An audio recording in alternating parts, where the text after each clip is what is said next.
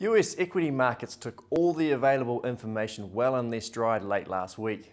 The US bank stress test results came out, but the media had let the cat out of the bag a few days early on that one.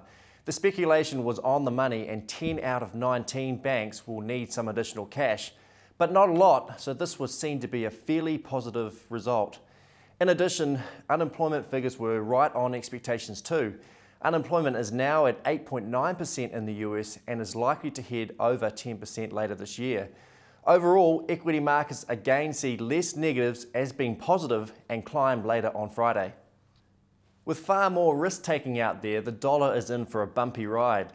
Over the weekend, the New Zealand dollar broke through the 60-cent barrier for the first time in quite a while. Early on Monday morning, we are closing in on 60.5 cents to the US dollar. We are still picking some weakness in weeks to come, but the markets do seem to be moving to their own tune at the moment. There is likely to be some key dates to look out for with the New Zealand dollar later this month. One of those being the government budget on May 28th. It is going to be closely followed by some of the world's credit rating agencies as they become concerned about our debt levels. If the government announces a big spend up, they would have to finance it through borrowing more.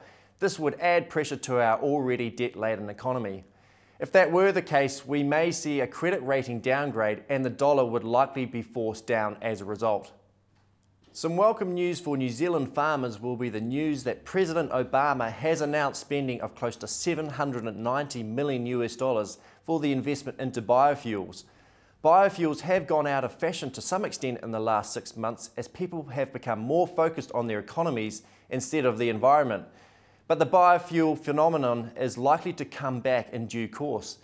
This new US money is likely to ignite some more activity in this space, with reports suggesting that biofuels accounted for 25% of the surge in food prices in 2007. If it comes back to the forefront, this could boost the price for some grains, which would be good for New Zealand crop farmers.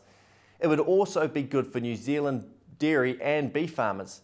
The cost of production for US farmers could increase given that the cost of feeding grains will be forced up to account for the biofuels.